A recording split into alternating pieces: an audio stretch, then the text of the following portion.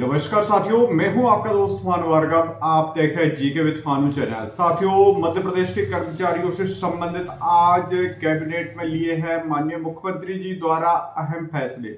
साथियों, जानेंगे इसे हम इस वीडियो में। आप वीडियो को लास्ट से जरूर देखिएगा, लाइक और शेयर करना नहीं भूलिएगा। साथियों, जैसे कि आज मंगलवार था और मंगलवार में देखा जाए तो कर्मचारियों से संबंधित कुछ महत्वपूर्ण फैसले लिए हैं, जिसमें अगर देखा जाए तो कर्मचारियों की कैटेगरी से संबंधित है और साथ में सर्विस से रिलेटेड है। जहां देखा गया था बहुत समय से जो अनुकंपा वाले अभ्यर्थी थे या ऐसे कर्मचारी हैं जिन्हें जो इंतजार कर रहे हैं अनुकंपा नियुक्ति से रिलेटेड, तो उनके लिए बड़ी खुशखबरी निकल करके आ रही है। वहीं देखा जाए तो कैटेगरी से रिलेटेड और रिटायरमेंट से संबंधित कुछ फैसले लिए हैं। अब देखते हैं क्या रिटायरमेंट की आयु बढ़ाई जाएगी या जो जैसा कि पहले से प्रस्तावित था रिटायरमेंट की एज, जहां पोर्टल भी अपडेट हुआ है। वहीं देखा जाए तो जहां ये मिशन जो है 2028 में पूर्ण होना था, तो इससे रिलेटेड क्या जानकारी आई है, इसे हम स्क्रीन पर देखते हैं। यहाँ पर हम देख रहे हैं मोहन सरकार का बड़ा फैसला लिया है आज कैबिनेट बैठक में। वहीं देखा जाए तो मोहन सरकार ने राज्य के कर्मचारियों की 7 कैटेगरियों को समाप्त कर दिया है। अब राज्य में सिर्फ 3 श्रेणियां ही रहेंगी। साथियों, जैसे कि यहाँ पर श्रमदा से रिलेटेड और अन्य जो कर्मचारी थे तो उनकी कैटेगरी को समाप्त किया गया है और अब सिर्फ 7 कैटेगरी के कर्मचारी रहेंगे, जिसमें अगर देखा जाए तो एक तो रेगुलर, दूसरा कॉन्ट्रैक्ट पर आधारित है, वही आउटसोर्स पर लागू रहेगा। तो साथियों, अब जितनी भी भर्तियां हो रही है वो आउटसोर्स पर हो रही है।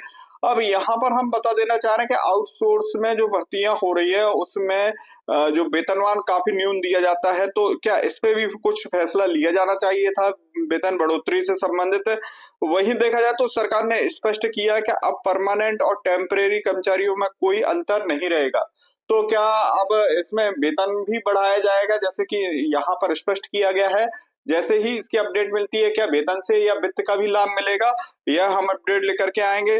और अब देखते हैं यहाँ पर सेवा के दौरान कर्मचारियों की मृत्यु होने पर आश्रित को अनुकंपा दी जाएगी। जहां देखा गया था अब लंबे समय से इंतजार कर रहे हैं आश्रित अनुकंपा नियुक्ति का, तो वही अनुकंपा नियुक्ति मिलेगी।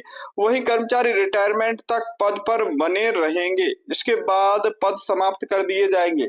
तो साथियों, रिटायरमेंट से अगर बात करें तो रिटायरमेंट पर कर्मचारी पद पर बने रहेंगे। रिटायरमेंट तक तो ऑलरेडी पहले से ही बने रहते थे, इसमें ऐसा तो है नहीं कि हटा दिए जाते हैं। तो वही एज का था, तो एज में यहाँ पर कुछ दिया नहीं है, इसके बाद पद समाप्त कर दिए जाए, तो ऑलरेडी पद समाप्त हो ही जाते हैं डाइंग। अब यहाँ पर जैसे कि पुराने शिक्षा विभाग की बात करें तो कुछ जो पुराने शिक्षक है वो कैडर डाइंग कैडर में जा रहे हैं, तो हो सकता है कि उसी के बारे में हो को उनके पद समाप्त कर दिए जाएंगे। और रेगुलर के जहाँ पर जो अध्यापक संवर्ग है उन शिक्षकों के बारे में होगा। तो रिटायरमेंट की एज जहाँ बढ़ना थी, कई कर्मचारियों की मांग थी इस प्रकार से, क्योंकि प्रमोशन में बहुत सारे ऐसे कर्मचारी हैं जो बिना प्रमोशन के रिटायरमेंट होते जा रहे हैं, तो उनके लिए एज का थोड़ा सा लाभ दिया जाना चाहिए था, जैसा कि प्रस्तावित है। अब 2028 का मिशन है ये। तो साथियों, ये अहम फैसले लिए हैं और इससे संबंधित हम डिटेल का वीडियो लेकर के आ रहे हैं इसी से रिलेटेड। तो साथियों, चैनल को सब्सक्राइब कीजिए और ज्वाइन बटन को